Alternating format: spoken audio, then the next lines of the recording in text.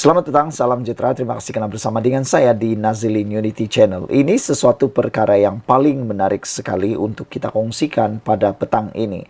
Dan pastinya membuatkan ramai orang yang tak duduk senang, tak duduk selesa, terutamanya mereka yang terus meratib kononnya Anwar Ibrahim tidak membawa kesejahteraan kepada Malaysia, tidak dapat membangun ekonomi Malaysia. Rupa-rupanya berita demi berita yang paling mengejutkan kita makin hari makin memenangkan Anwar Ibrahim. Sekali lagi, Anwar Ibrahim menang, mengalahkan Muhyiddin, mengalahkan Mahathir Mohamad, mengalahkan Hadi dan mengalahkan seteru politiknya yang seringkali cuba mau menjatuhkan Anwar Ibrahim. Hari ini telah diberitakan bahawa ringgit mula mengukuh. RM4 ringgit 57 sen sedolar Amerika Serikat. Pastinya ini memberikan impak besar, pasti memberikan kesan besar kepada sesiapapun yang mendengar berita ini. Ringgit mula mengukuh untuk ditutup tinggi berbanding dolar Amerika Syarikat hari ini. Selepas sentimen risiko yang bertambah baik telah menjejaskan mata wang selamat itu. Memetik laporan bernama Pemantapan ringgit adalah seiring dengan mata wang serantau yang menjejaki kenaikan yuan berikutan data inflasi China yang agak positif, kata penganalisis. Pada 6 petang tadi, mata wang tempatan meningkat kepada 4,5705 atau 5755 berbanding dolar AS daripada 4,5815 kepada 585 pada penutup Selasa. Rakan pengurusan SPI Asset Management Stephen Innes berkata, banyak data yang dipaparkan hari ini telah mendedahkan bahawa harga pengguna China telah berkurangan sebanyak 0.3% pada Julai berbanding tempoh yang sama tahun lalu. Lebih baik daripada jangkaan, tetapi ia adalah penurunan pertama sejak Februari tahun 2021. Beliau melihat peniaga menukar pendekatan urus niaga mereka daripada pemerdagangan berisiko semalam yang telah menyebabkan lonjakan permintaan terhadap dolar Amerika Syarikat sebagai mata wang selamat. Bagaimanapun, tindak balas pasaran terhadap data ekonomi China adalah minimum. Kebanyakan peralihan dalam aktiviti pasaran ini berkemungkinan disebabkan oleh peniaga sedang menyesuaikan kedudukan mereka sebelum pengumuman indeks harga pengguna IHPAS. Pasaran mata wang, bond dan saham cenderung untuk bertindak balas kepada keputusan IHP yang boleh membawa kepada turun naik pasaran yang ketara, kata Ines kepada Bernama. Bagi ringgit, beliau menekankan bahawa ia akan menguntungkan jika pengumuman inflasi IHP adalah lebih rendah daripada konsensus. Ringgit juga mendapat sokongan daripada kenaikan harga minyak berikutan laporan bulanan pentadbiran maklumat tenaga Amerika Syarikat yang meramalkan peningkatan 1.9% dalam pertumbuhan keluaran dalam negara kasar KDNK Amerika Syarikat pada tahun 2023, lebih tinggi daripada tinjauan mereka sebelum ini, iaitu sebanyak 1.5%, kata Ines. Sementara itu, ringgit diniagakan lebih tinggi berbanding sekumpulan mata wang yang utama.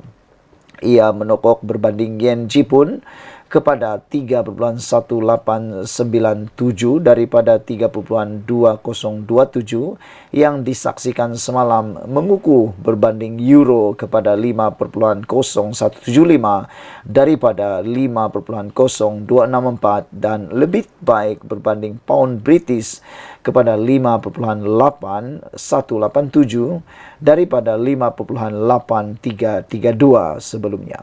Pada masa yang sama, unit tempatan itu diniagakan tinggi berbanding mata wang ASEAN lain.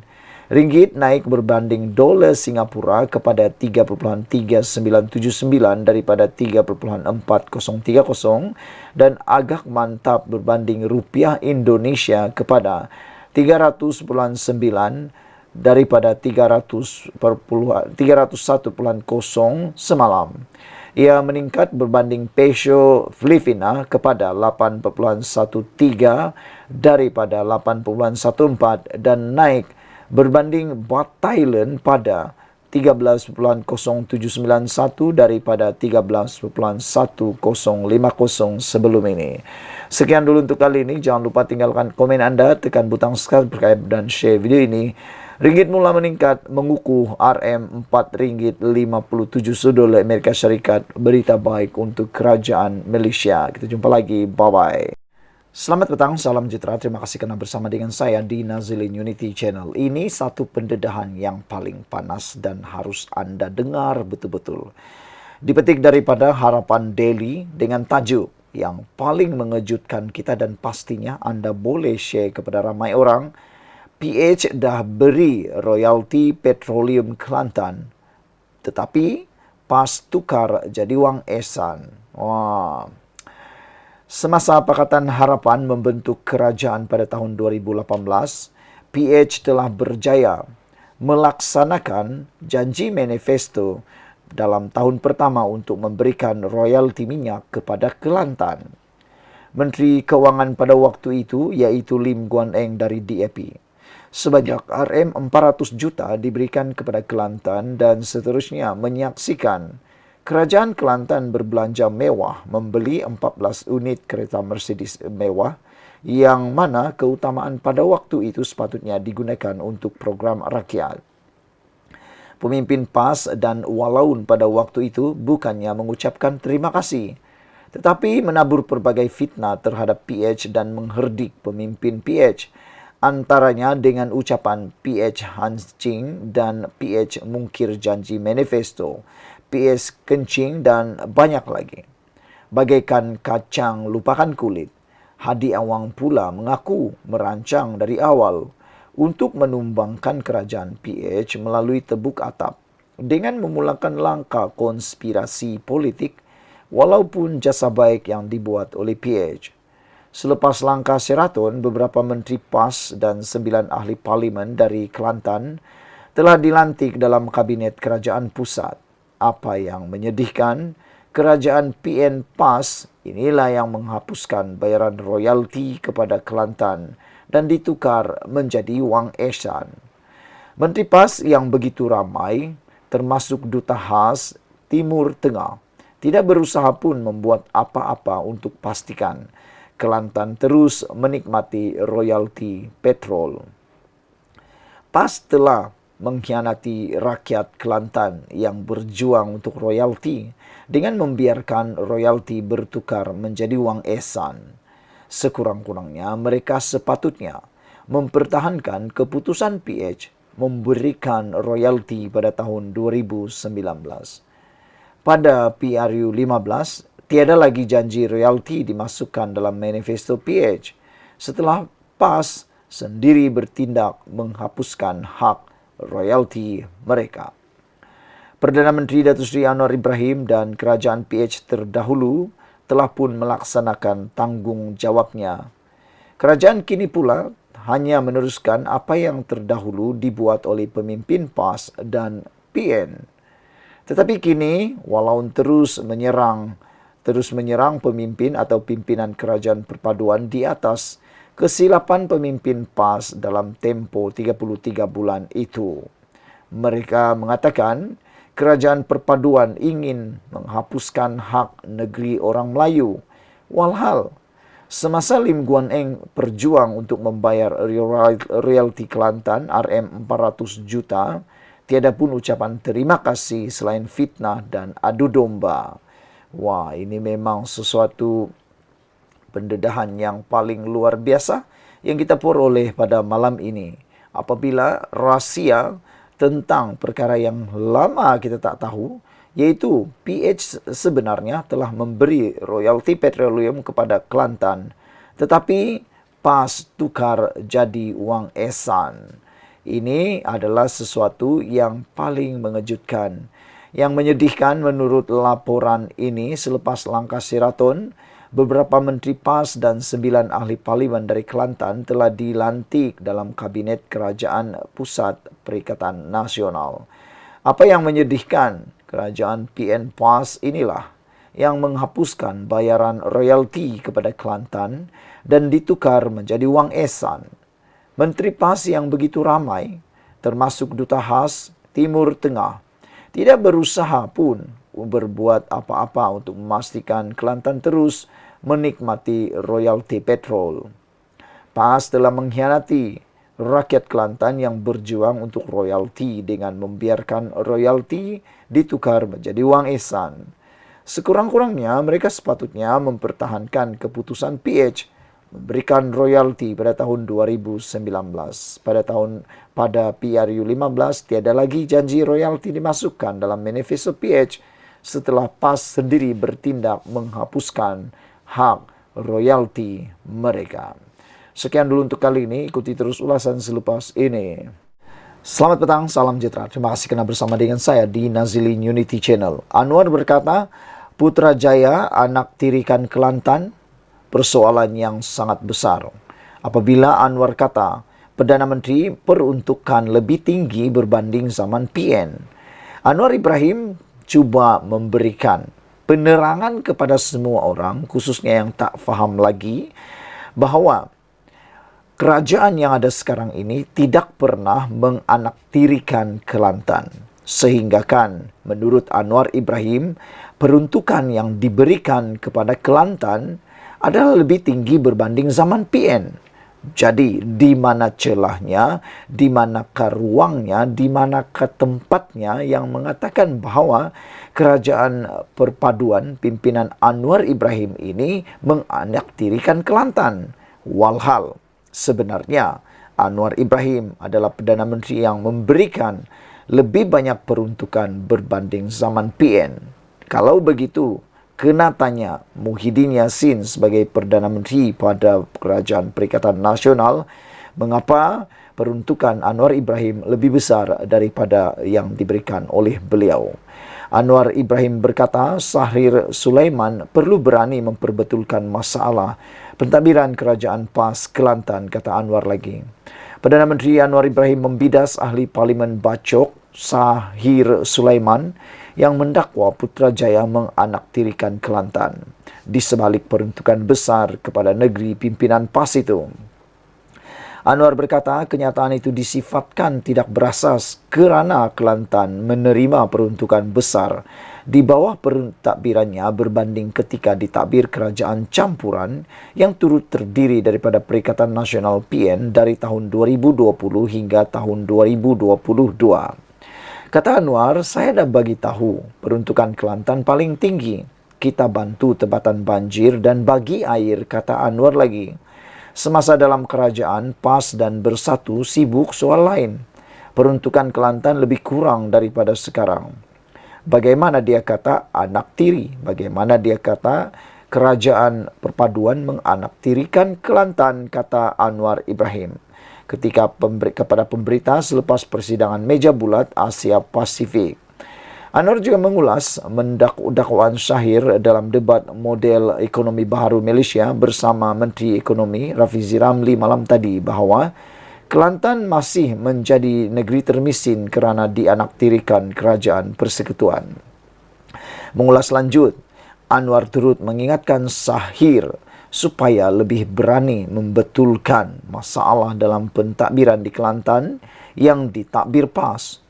Kata Anwar, patut dia tanya bagaimana pengurusan Kelantan. Patutnya pemimpin muda lebih berani membetulkan masalah dalaman selain memberikan cadangan, kata Anwar lagi. Semalam sudah kita menonton debat antara Sahir Sulaiman dan juga Rafizi Ramli. Banyak netizen yang menembak ataupun cuba mempertikaikan kebolehan Sahrir Sulaiman dalam debat tersebut. Walaupun tidak dapat dinafikan, ada juga netizen yang menembak Rafizi Ramli. Namun demikian, dapat dilihat kebanyakan komen daripada penganalisis politik, pemerhati politik dan juga penonton dalam debat tersebut mengatakan Sahrir Sulaiman tidak bersedia sepenuhnya untuk berdebat.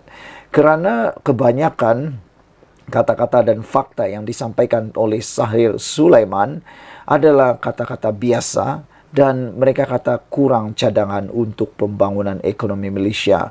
Yang diharapkan oleh penonton semalam ialah bagaimana kalau Perikatan Nasional memerintah semula Malaysia, apakah model ekonomi yang akan dibuat oleh Kerajaan Perikatan Nasional. Namun, seperti yang dinyatakan oleh para penonton, mereka tidak dapat melihat dengan jelas walaupun cuba disampaikan oleh Sahrir Sulaiman, tetapi para penonton menyatakan mereka tidak dapat melihat dengan jelas ke arah mana model ekonomi yang mau dibawakan oleh Perikatan Nasional melalui penjelasan debat tersebut. Dan seperti yang Anwar Ibrahim kata, Putrajaya dituduh anak tirikan Kelantan. Dari mana sudut yang boleh mengatakan perkara itu? Kerana, kata Anwar Ibrahim, peruntukan yang diberikan oleh Kerajaan Perpaduan di bawah pimpinan Anwar Ibrahim adalah lebih tinggi berbanding pada zaman Perikatan Nasional. Jadi, di mana sudut dan celahnya kerajaan ini menganaktirikan Kelantan, kata Anwar Ibrahim. Ikuti terus ulasan selepas ini. Selamat malam, salam sejahtera. Terima kasih kerana bersama dengan saya di Nazilin Unity Channel. Pilihan raya PRN akan menjelang tiba tidak lama lagi. Pelbagai isu telah keluar. Tetapi yang menjadi kejutan besar di Kelantan ialah apabila PAS di Kelantan memberikan satu pengakuan yang memang mengejutkan. Dan saya rasa ini mungkin boleh jadi turning point kepada penyokong yang menyokong PAS di Kelantan dan mula akan berfikir sesuatu dan akan menyebabkan para pengundi yang berada di atas pagar mungkin akan melakukan sesuatu yang di luar jangkaan oleh parti PAS. Ini kerana di dalam Harapan Daily, satu laporan menulis, PAS menganggap isu air di Kelantan bukan masalah besar untuk terus terajui Kelantan. Pada pendapat saya, dalam banyak-banyak perkara di dalam kehidupan seorang manusia, pada zaman moden ini ada 3 perkara yang amat penting. Yang pertama sekali ialah jalan raya. Yang kedua ialah tenaga elektrik ataupun api. Dan yang ketiga tentulah adalah air. Tetapi dalam banyak-banyak perkara tersebut, yang paling penting sekali pada pendapat saya ialah air. Ini kerana air, tanpa air kita tak boleh minum, tak boleh mandi, tak boleh membasuh, dan paling penting sekali tak boleh memasak. Dan bagi yang beragama Islam, memanglah sukar untuk menunaikan solat kerana sukar untuk mendapatkan air bersih. Oleh sebab itulah, pendapat daripada kata-kata ini memang menarik perhatian dan bakal menjadi bahan yang boleh menjadi peluru untuk ditembak semula kepada parti PAS.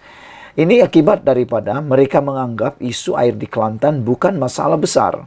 Saya berpendapat isu air adalah isu yang paling besar sekali dalam kehidupan seorang manusia. Manakala tidak, ianya amat diperlukan dalam meneruskan kehidupan. Nak pergi ke tandas kalau tanpa air, nak guna apa? Kalau tiada api, tiada elektrik, kita boleh fikir lagi nak guna solar atau sebagainya. Air bagaimana? Bukankah itu sesuatu perkara yang amat serius? Bagaimana pendapat anda? Pada pendapat anda, adakah bekalan air itu, masalah air itu bukan sesuatu masalah yang besar? Saudara-saudara sekalian, selepas 33 tahun mentadbir Kelantan, PAS dengan selamba menganggap isu bekalan air terawat di Kelantan bukan masalah besar di negeri itu. Timbalan Menteri Besar Kelantan, Datuk Muhammad Amar Nik Abdullah berkata, isu air dihadapi rakyat negeri itu, terutama di kawasan kampung, bukannya satu masalah besar untuk PAS terus menerajui kerajaan. Menurutnya, penduduk di kampung mempunyai pilihan apabila boleh membina air telaga tiub atau perigi. Katanya, penduduk kampung faham dengan masalah air itu apabila mereka mencari jalan penyelesaian sendiri, kata beliau lagi. Kita juga menjelaskan dengan cara yang baik apa masalahnya. Macam isu air kita cerita pada masyarakat. Jadi setakat ini berdasarkan pengalaman kita sendiri, berjumpa orang ramai mereka boleh faham, kata beliau lagi. Tetapi yang jadi kecoh sebab ini politik yang disensasikan, kata beliau lagi. Benda kecil pun jadi besar. Itu masalahnya, kata Muhammad Amar dengan yakinnya. Naib Presiden PAS itu bagaimanapun mengakui ada tempat memang wujud masalah air dan ada sesetengah tempat akan menerima bekalan air dari lori tangki. Ada tempat kita selesai mencari masalah air, cuma mungkin kelemahan kita ini kurang menyampaikan apa yang kita buat kepada masyarakat. Contohnya, kata beliau, di Teluk Mesyaisira, Bacok yang mengalami masalah air sebelum saya jadi wakil rakyat, alhamdulillah sekarang air sudah selesai apabila kita buat loji rawatan air mini, kata beliau lagi. Kita buat khusus di kawasan Teluk Mesyaisira dengan menggunakan teknologi yang dicipta oleh anak Kelantan sendiri. Dia panggil teknologi oksigen untuk membersihkan air, kata beliau. Saya tengok masa kita buat air boleh minum terus dari pipe kerana air itu bersih, kata Muhammad Aymar lagi. Saudara-saudara sekalian, memang ini adalah satu perkara yang memang mengejutkan saya sebagai pemerhati politik bebas. Saya rasa apa yang dinyatakan masalah air ini bukan masalah yang besar, merupakan satu kesilapan besar daripada pihak yang mengatakannya. Ikuti terus ulasan selepas ini.